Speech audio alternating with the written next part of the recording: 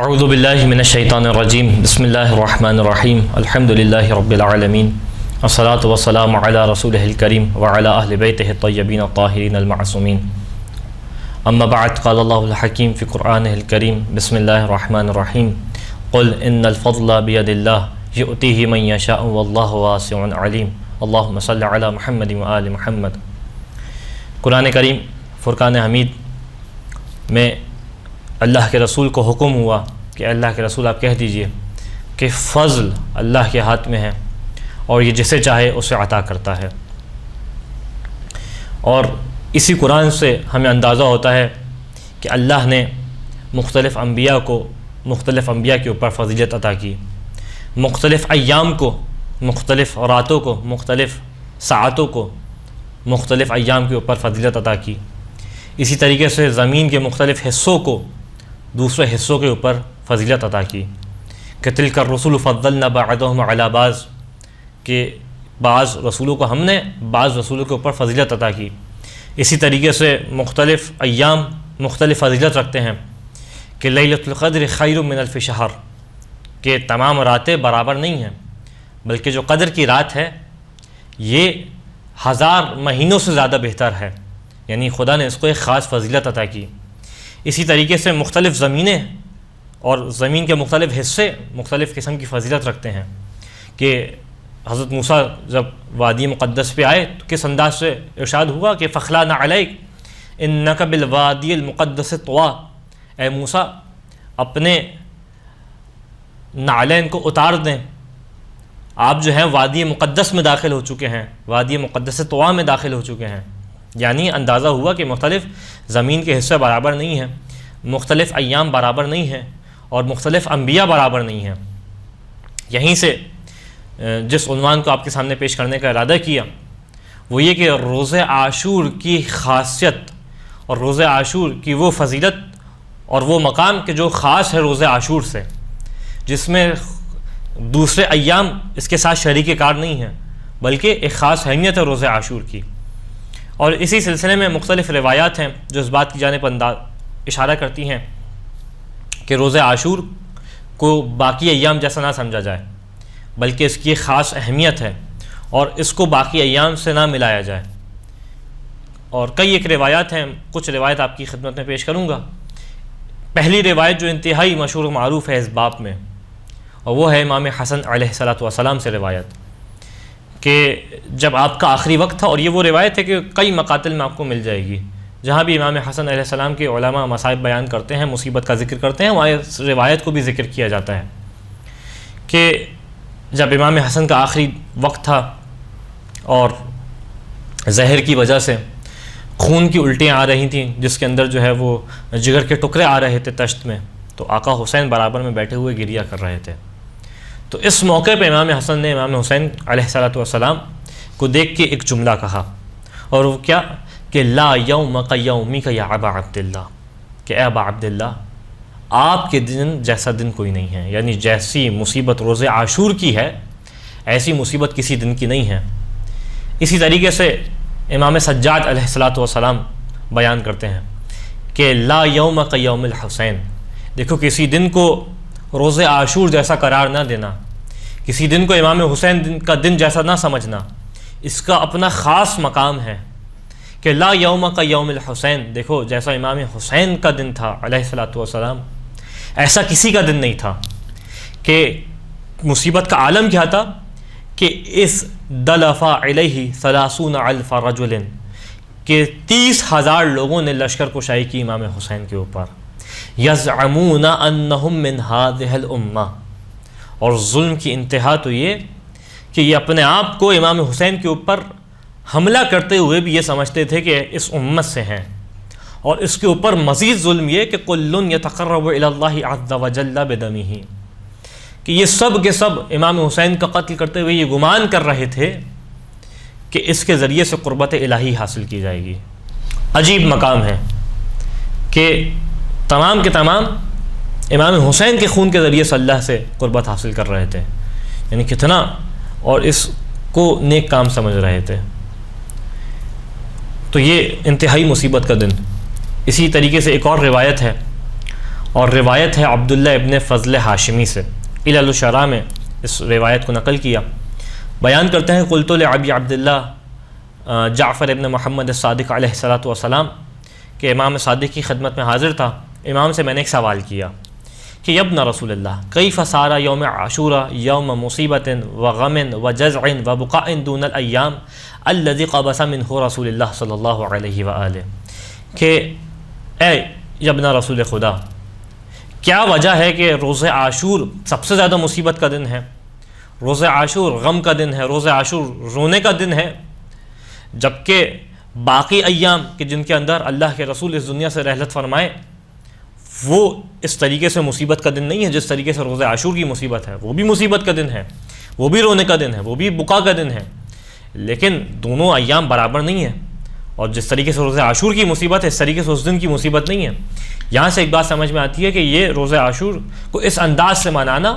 اہل بیت علیہم السلام نے اس زمانے میں بھی رائج کر دیا تھا، یعنی یہ وہ شے نہیں ہے جو آج کے زمانے میں رائج ہے، بلکہ اس زمانے سے روز عاشور اسی انداز سے منایا جاتا تھا کہ اس دن غم کی کیفیت ہو، صرف غم کی کیفیت ہو۔ تو سوال کرتے ہیں کہ جس دن اللہ کے رسول نے رحلت فرمائی یہ اس دن تو اس طریقے سے مصیبت کا دن نہیں ہے جس طریقے سے روز عاشور کا دن ہے۔ اس کے بعد کہتے ہیں والیوم الذی ماتت فیہ فاطمہ علیہ السلام،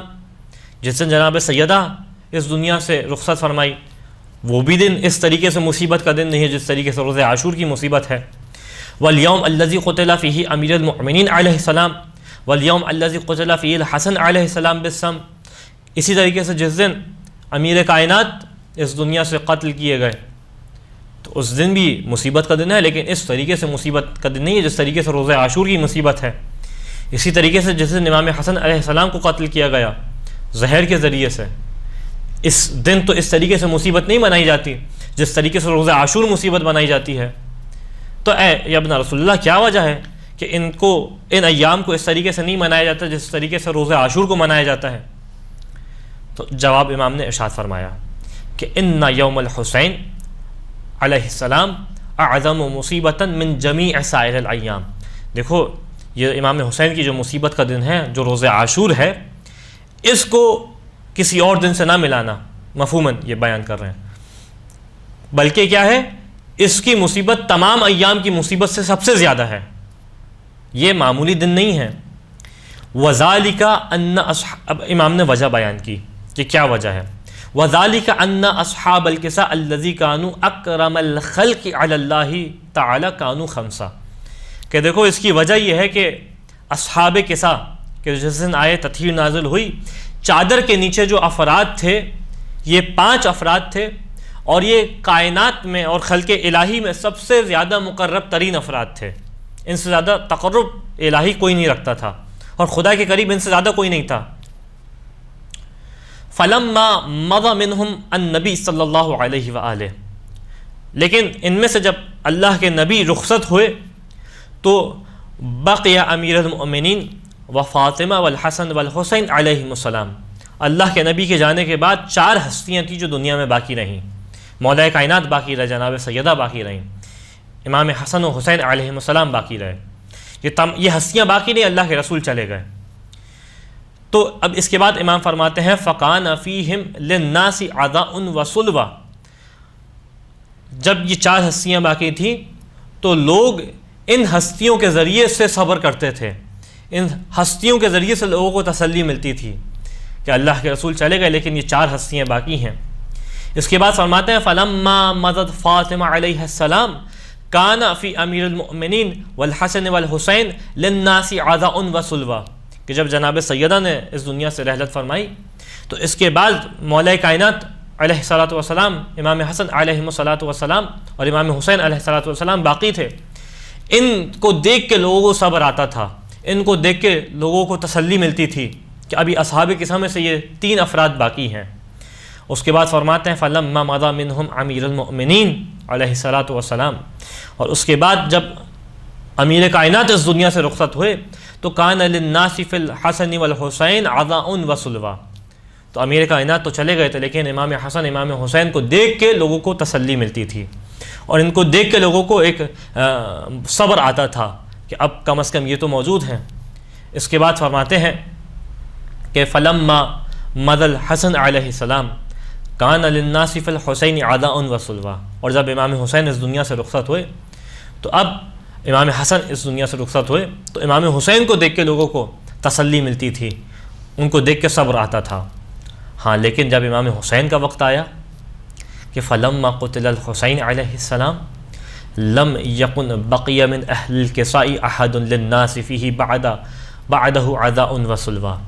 کہ جب امام حسین کی رحلت کا وقت آیا، امام حسین کو قتل کیا گیا، تو اب دنیا میں اصحاب کساء میں سے کوئی موجود نہیں تھا، اور اب کوئی ایسا موجود نہیں تھا جیسے دیکھ کے اصحاب کساء میں سے لوگ دیکھ کے جس سے صبر حاصل کریں، جس سے دیکھ کے لوگوں کو تسلی ملے، ایک آسرا ملے. یہاں آپ کے ذہن میں بھی ایک سوال آ رہا ہوگا، اور راوی کے ذہن میں بھی ایک سوال آیا، اور امام سے سوال کیا کہ کیا امام حسین کے بعد امام سجاد کو دیکھ کے لوگوں کو صبر نہیں آیا؟ کیا امام سجاد کو جب لوگوں نے دیکھا تو ان کو تسلی نہیں ملی، انہیں ایک آسرا نہیں ہوا؟ تو راوی نے یہی سوال کیا کہ قلت یا ابن رسول اللہ فلما لم یکن للناس فی علی بن الحسین عداء و سلوہ، کہ اے یا ابن رسول خدا، کیا وجہ تھی کہ امام سجاد کو دیکھ کے، علی بن الحسین علیہ السلام کو دیکھ کے لوگوں کو وہ صبر نہیں ہوا اور وہ تسلی نہیں ملی؟ فرماتے ہیں کہ بلا ان علی بن الحسین علیہ السلام کان سید العابدین و اماما و حجتا علی الخلق بعد آبائہ الماضین، کہ کہا ہاں امام سید سجاد، امام زین العابدین علیہ السلام اپنے آباء و اجداد کے بعد دنیا کے اوپر امام تھے، یہ عابدین کے سردار تھے، یہ خلق الہی کے اوپر حجت تھے اپنے آباء و اجداد کے بعد. لیکن فرق کیا تھا؟ وَلَكِنَّهُ لَمْ يَلْقِ رسول اللہ صلی اللہ علیہ وآلہ، لیکن فرق یہ تھا کہ آپ نے اللہ کے رسول کے ساتھ زمانہ نہیں گزارا، یہ جو فضیلت کا مقام تھا یہ حاصل نہیں تھا. وَلَمْ يَسْمَعْ مِنْهُ، نہ اللہ کے رسول سے براہ راست کوئی شے کو سنا، بلکہ کیا تھا؟ وَقَانَ عِلْمُهُ وِرَاثَةً عَنْ أَبِيهِ عَنْ جَدِّهِ عَنِ النَّبِي صلی اللہ علیہ وآلہ، آپ کے پاس جو علم آیا تھا وہ آپ کے بابا سے اور ان کے جد سے اللہ کے رسول سے وراثت ملی تھی. یہ علم آپ کے پاس وراثت میں آیا تھا، براہ راست اللہ کے رسول سے علم حاصل نہیں کیا تھا.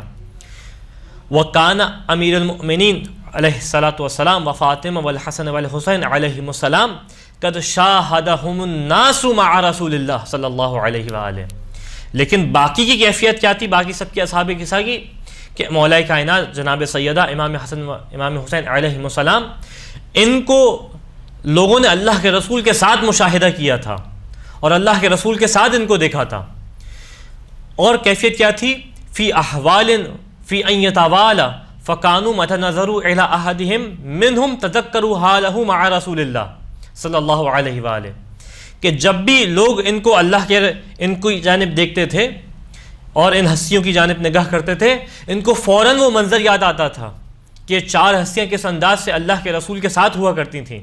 اور کس انداز سے اللہ کے رسول کے بعد ایک کے بعد دیگر یہ جانشین ہوئیں اللہ کے رسول کی. اس کے بعد فرماتے ہیں کہ فلما مضوا فقد الناس مشاہدتا، اس کو کٹ کریے گا، فلما مضوا فقد الناس مشاہدۃ الاکرمین، کہ جب یہ افراد چلے گئے دنیا سے تو اب جو ہے وہ لوگوں نے جو کائنات کے سب سے زیادہ مکرم افراد تھے ان کا مشاہدہ چھوڑ دیا. ولم یکن فی احد منہم فقد جمیعہم الا فی فقد الحسین علیہ السلام لانہ مضى آخرہم، لیکن ان کے اندر بھی، اصحاب کسا کے اندر بھی، کہ جب بھی کوئی جاتا تو اس کے پیچھے باقی افراد موجود ہوتے تھے. جب امام حسین کی رخصت کا وقت آیا تو اب مصیبت کی سب سے زیادہ عروج تھا، اور امام حسین کی رخصت ہوتے ہی اصحاب کسا میں سے تمام کو افراد نے چھوڑ دیا. وجہ کیا تھی؟ کہ امام حسین اصحاب کسا میں سے آخری تھے. اب جب امام حسین کی رحلت ہوئی تو اس کے بعد تمام افراد جو ہے وہ اصحاب کسا میں سے لوگوں سے جدا ہو گئے. وَصَارَ يَوْمُهُ أَعْظَمَ الْأَيَّامِ مُصِيبَةً، اور اسی وجہ سے امام حسین کی جو مصیبت کا دن ہے یہ سب سے زیادہ مصیبت کا دن ہے. اس دن جیسا کوئی دن نہیں، اس دن کے صف میں کسی دن کو لا کے نہیں کھڑا کیا جا سکتا، کیونکہ مصیبت کے اعتبار سے سب سے زیادہ مصیبت کا دن ہے۔ خداوند متعال سے دعا ہے کہ جیسے ہمیں اہل بیت علیہ السلام نے